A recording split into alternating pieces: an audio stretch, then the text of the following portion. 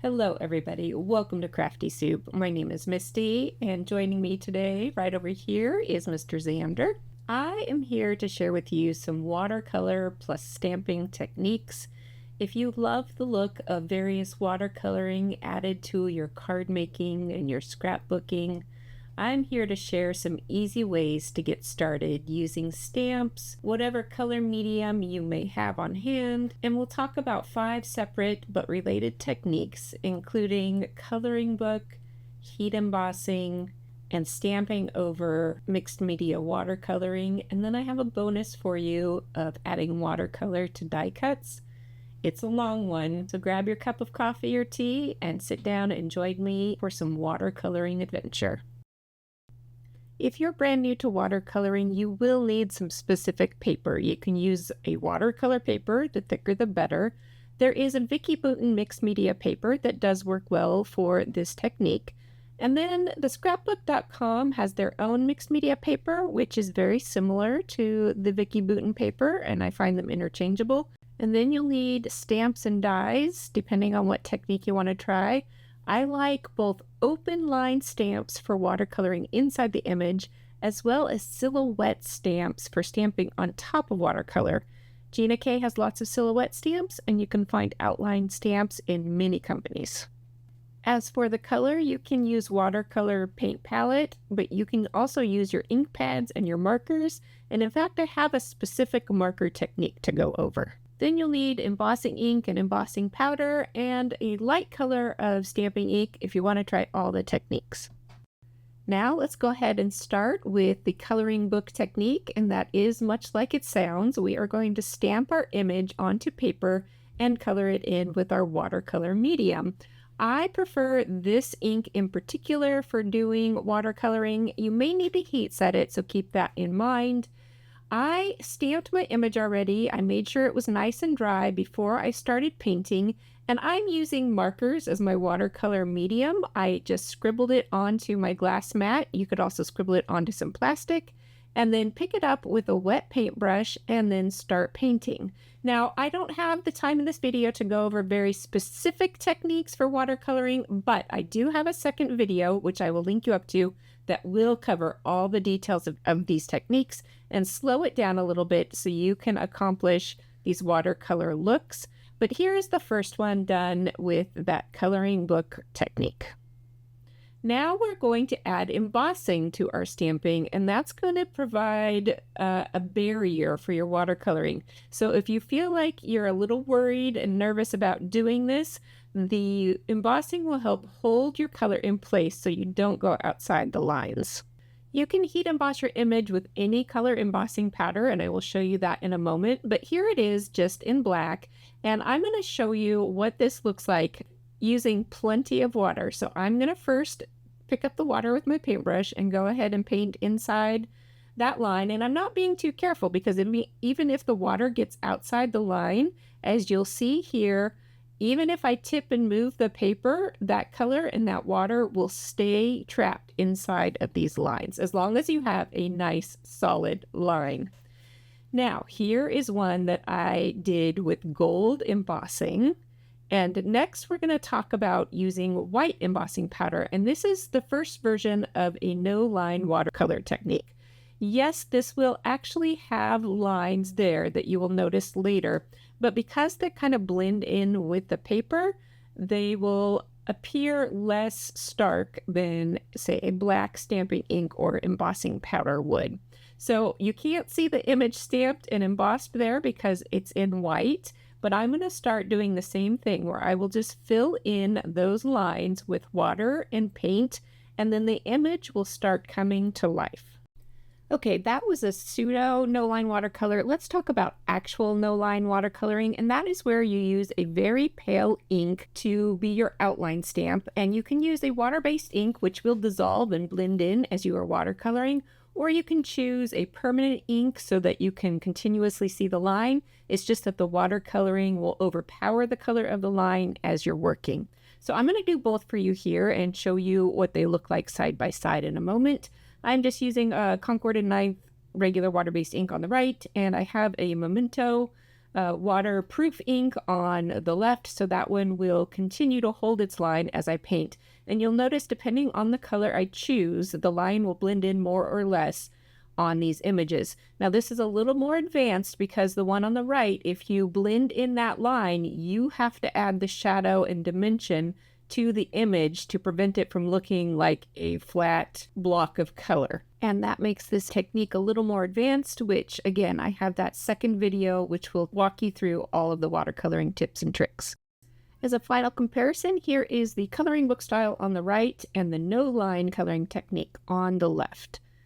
Now let's move on to one of my favorite techniques, and that is using your markers directly on your stamps.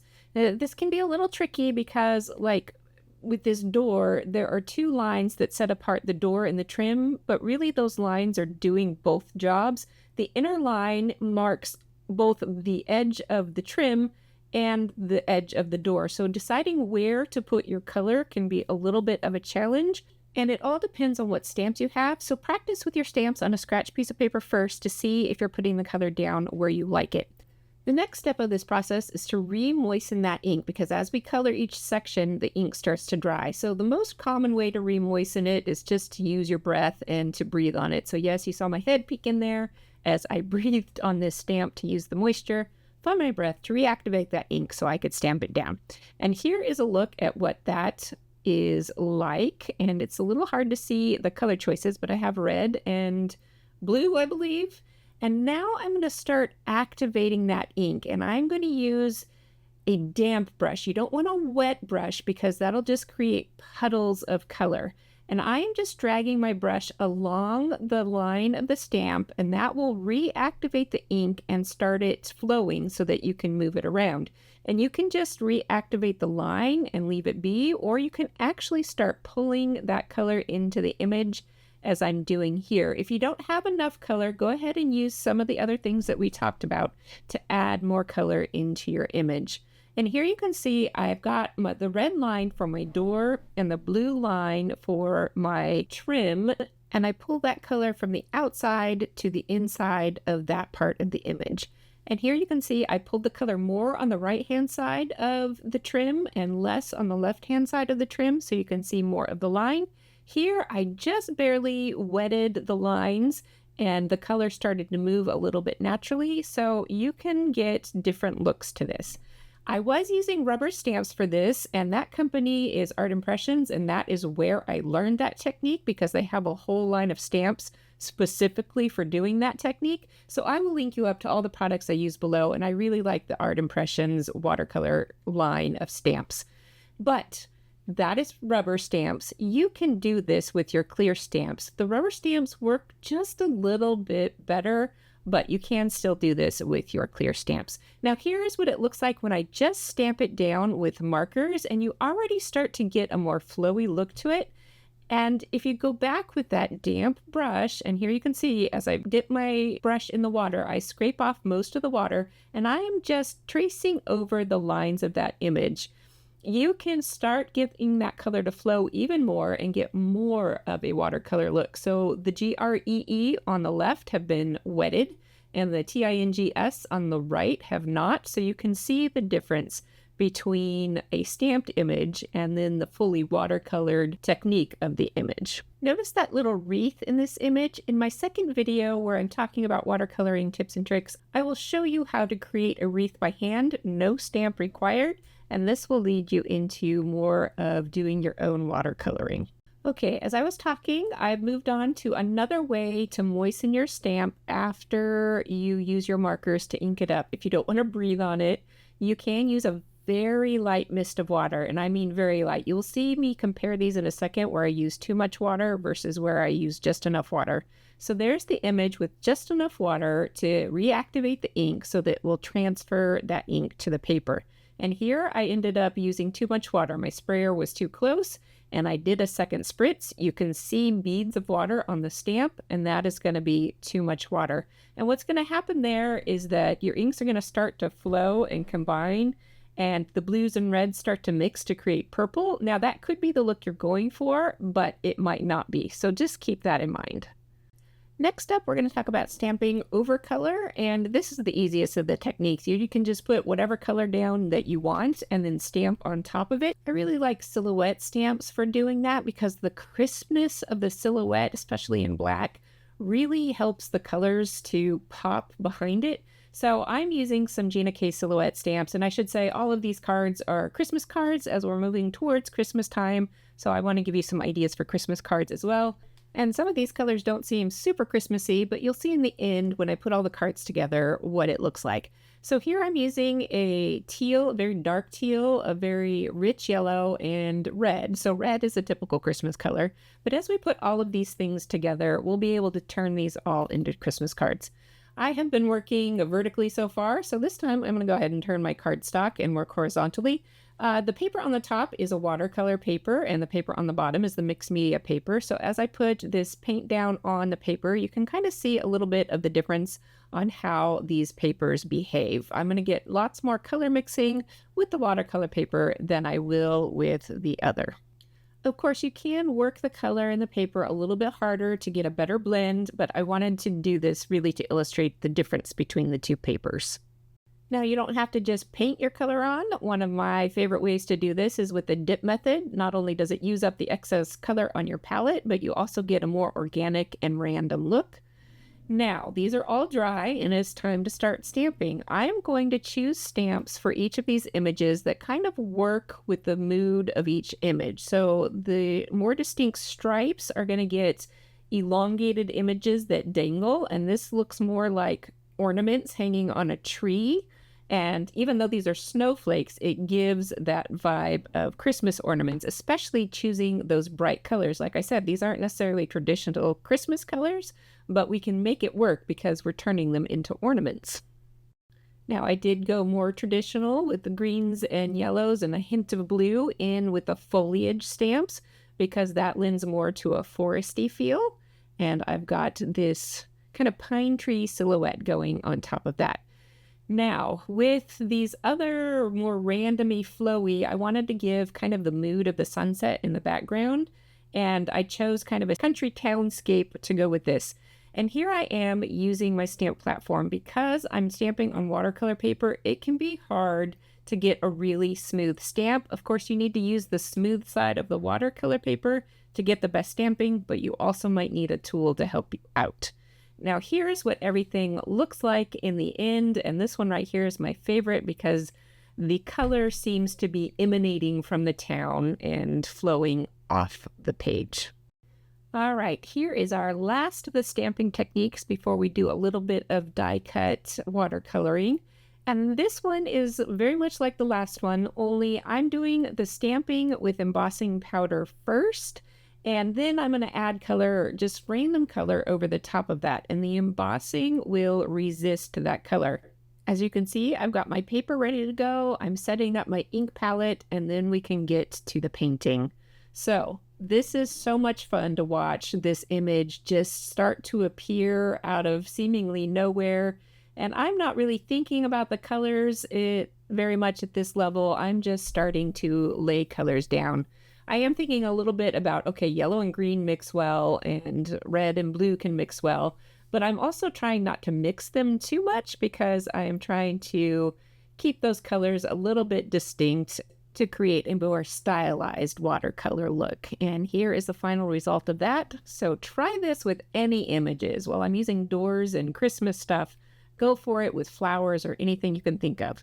All right, let's move on to die cuts. And what I like about this technique is that you can do all of your die cutting out of the white paper. And this is where I prefer the mixed media paper over watercolor paper because I like the smoothness of it. Although you can get a little bit better blends and shadows and more detail if you want to do that on the watercolor paper. But the big deal about doing this is that I can die cut everything out of white. I just slap all my dies down. I'm not having to search for little scraps of colored cardstock to make all those decisions up front. I can do the color after the fact. And here you can see I'm dipping one of my images into color. So either way you want to do it, you can paint or you can dip, and it's up to you. I have laid out all my pieces in different zones so that I'm adding each color as I go to each little grouping of pieces. And here I am adding some hand details to some of these, so you're not just limited by simple solid colors. You can add detail and dimension, and you can see I watercolored the background. I have some wallpaper and also some wood planks for the floor. And here is a second one I did totally off camera, and I love them both, and it's a nice change of pace from just plain cardstock die cutting. And like I mentioned with the fireplace image, you can mix and match stuff. So here you can see I've got my little ornaments and I'm adding even more color into the image. I have got a basic watercolor door, and then I'm stamping over the watercolor for my greeting. So don't be afraid to mix and match all of these techniques in different ways. Here is just a quick sneak peek at how I'm adding extra detail to these images. And like I said before, I go into more of that in my separate technique video, but you don't have to just stick with the images. You can add your own flair as well. All right, that is all of the techniques. Let's talk about finishing up these projects. As you can see, I have lots and lots of panels of watercolor goodness, and there's various ways you can finish them up. You can cut apart these images, especially if you have parts that don't look as good as other parts. You can use leftover watercoloring to create sentiment strips. You can combine all of these pieced items back together to create a new card design. Or as you can see here, you can create embellishments and elements for a scrapbook layout. And note that I've used all of the same techniques on a 12 by 12 background to create my own pattern paper for this layout. Most of these panels I did complete into cards using various extra items from my stash, ribbons, embossing folders, enamel dots, so on and so forth. And all of these cards will get donated to a charity. I'll leave you links to that below as well. I created about 20 cards in this crafty session, so that was some great crafting time. All right, that wraps up today's video. I hope you enjoyed this entire process of creating beautiful color on your projects. And remember, if you want specific information on how to achieve these looks with techniques, I have that second video for you, which should pop up on the screen right here. Until I see you next time, I hope you have an artful day.